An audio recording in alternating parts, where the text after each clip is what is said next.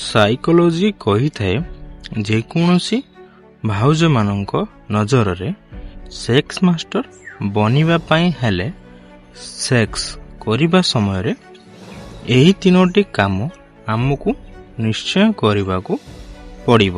ତା ହେଉଛି ସର୍ବପ୍ରଥମେ କମ୍ ସେ କମ୍ ଅଧଘଣ୍ଟାଏ ପର୍ଯ୍ୟନ୍ତ ସବୁ ଅଙ୍ଗ ସହିତ ରୋମାନ୍ସ କରିବାକୁ ହେବ।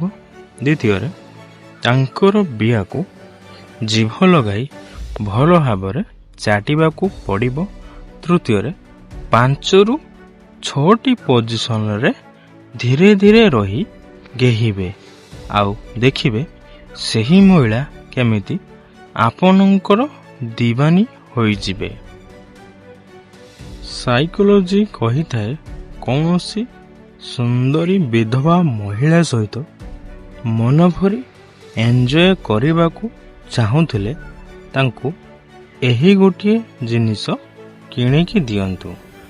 ତା ହେଉଛି ହେୟାର ରିମୁଭାଲ। ତାପରେ ତାଙ୍କର ଏହି ଗୋଟିଏ ଇସାରାରୁ ବୁଝିଯିବେ ଯେ ତୁରନ୍ତ ଗାଣ୍ଡି ଖୋଲି ଦେବେ ଗେହିବା ପାଇଁ। ସାଇକୋଲୋଜି କହିଥାଏ ଶାରୀରିକ ସମ୍ପର୍କ ବନାଇବା ସମୟରେ ପୁରୁଷ ନିଜର ବାଣ୍ଡଟିକୁ ମହିଳାମାନଙ୍କ ବିଆରେ ପୁରାଇବା ପୂର୍ବରୁ ମହିଳାମାନଙ୍କ ବିଆ ସହିତ ଖେଳିବା ଜରୁରୀ ହୋଇଥାଏ। କାରଣ ଯାହାଦ୍ୱାରା ଆପଣଙ୍କ ମହିଳା ସାଥୀ ଠିକ୍ ଭାବରେ ଉତ୍ତେଜିତ ହୋଇପାରିବେ।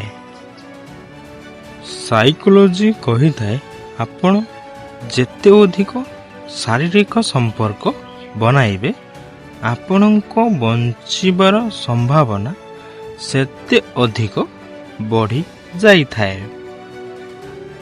ସାଇକୋଲୋଜି କହିଥାଏ ଯଦି ପୁରୁଷ ରସୁଣ ରସ ସହିତ ପିଆଜ ରସକୁ ମିଶାଇ ନିଜ ବାଣ୍ଡ ଉପରେ ପ୍ରତିଦିନ ମାଲିସ କରନ୍ତି ତେବେ ତାଙ୍କ ବାଣ୍ଡଟି ଲମ୍ବା ମୋଟା ଓ ଶକ୍ତ ହେବା ସହିତ ଗେହିବାର ସମୟ ମଧ୍ୟ ବଢ଼ି ଯାଇଥାଏ। ସାଇକୋଲୋଜି କହିଥାଏ ଘରେ ଯାଇ ଯେତେବେଳେ ପିଲାମାନଙ୍କୁ ଖୁଆଉଥିବେ ପିଲାମାନଙ୍କୁ କ'ଣ ଜଣାଥିବ ବାପା କେଉଁ ପରିସ୍ଥିତିରେ କମାଇଥିବେ ବୋଲି। ସାଇକୋଲୋଜି କହିଥାଏ କେବେ କେବେ ପଥରର ଠୋକର ଦ୍ୱାରା ଜଖମ ଲାଗିନଥାଏ ପୁଣି କେବେ କେବେ ଟିକିଏ କଥାରେ ମଣିଷ ପୁରା ଭାଙ୍ଗି ଯାଇଥାଏ। ସାଇକୋଲୋଜି କହିଥାଏ କୌଣସି ବ୍ୟକ୍ତିକୁ ସେତେବେଳେ ଭୁଲ ବୋଲି ଦୋଷ ଦିଅନ୍ତୁ ଯେତେବେଳେ ଆପଣ ତାଙ୍କ ବିଷୟରେ ସବୁ ଜାଣିଥିବେ, କିନ୍ତୁ ସେତେବେଳେ ଦିଅନ୍ତୁ ନାହିଁ ଯେତେବେଳେ ଆପଣ ଲୋକଙ୍କ ଠାରୁ ଶୁଣିଥିବେ। ସାଇକୋଲୋଜି କହିଥାଏ ମନୁଷ୍ୟ ଯଦି ନିଜ ଇଚ୍ଛାଗୁଡ଼ିକୁ ସମାପ୍ତ କରି ଦେଖନ୍ତି ତେବେ ଖୁସିର ସଂସାର ନଜର ଆସିବ।